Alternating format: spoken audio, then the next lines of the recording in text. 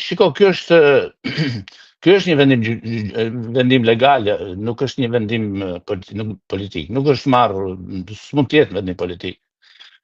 Departamenti i Shtetit e sankcionoi Sali Berishën si të padenjë për të hyrë në Shtetet e Bashkuara të Amerikës. Kam një eksperiencë shumë të gjatë në raport me të. E di që e ka sankcionuar pas disa kalvareve të tmerrshme, disa vojtjeve të tmerrshme, në kuptimin po i quajmë vojtje të tmerrshme që ka përjetuar diplomacia midis Amerikës dhe Shqipërisë. Amerika ka qenë detyruar ta pranojë dhe ta kontrollojë Sali Berishën sa herë ka qenë në pushtet, për shkak se e ka njohur natyrën e tij, e ka njohur dëmin që mund të sjellë, ka respektuar votën në Shqipëri por e ka mbajtur, si thua, e ka mbajtur si në qelç me qëllim që të mos dëmtojë shumë. Ai është njeriu që ka organizuar, si më thënë, strehimin e ato që prekin në Shtetet e Bashkuara drejt për drejt. Janë këto që Berisha ka strehuar organizatat e Bin Ladenit në Shqipëri për një periudhë gjatë.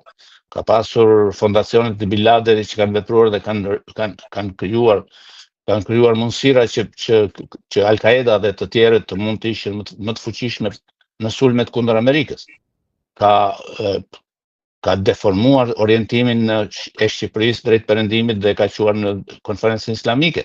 Këto janë akte që janë sigurisht kundër perëndimit dhe kundër Shtetet e Bashkuara të Amerikës.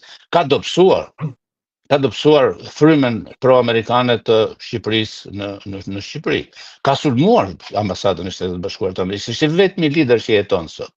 Është i vetmi lider, po e quajmë lider, që jeton sot dhe që ka sulmuar me armë ambasadën e Shtetet e Bashkuara të Amerikës në tentativë për të vrarë ambasadorin. Në kuptoni çdo më thënë, çka ndodhur.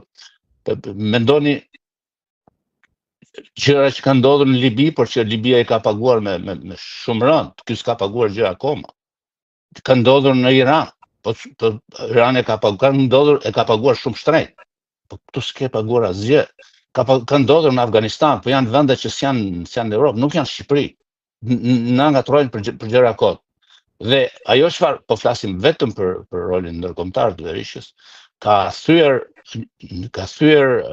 me embargon e Organizatës Kombëtare të Bashkuara për furnizimin me naftë dhe me armë ndaj Miloševićit. Mendojeni sot, nuk po e them ju, po e them dëgjuesit, mendoj sot sikur dikush në Ballkan ose dikush në Moskë të thyej rezolutën 1244 të Kosovës. Me rezolutë ka qenë dhe ajo. Njëjti vlerë ka qenë. Rezoluta 1244 e Kombeve të Bashkuara ka krijuar Kosovën. Mendon sikur dikush ta thyej atë dhe të pushtoj Kosovën.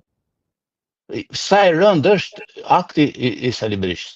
Pastaj korrupsioni, i cili në Shqipëri ka bërë namin, do të thotë, ka pasur luftë civile, ka pasur grup shteti, ka pasur korrupsion të llaftar, se me atë korrupsion ka mbajtur njerëzit e dhunshëm dhe vazhdon t'i mbaj, ka mbajtur padrejtësi, ka mbajtur sundimin e tjerë.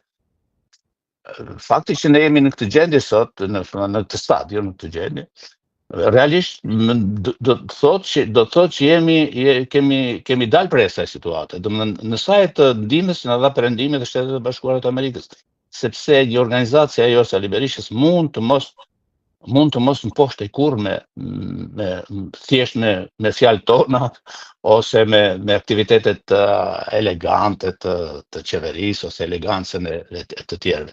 Ajo kërkon një forcë që Shtetet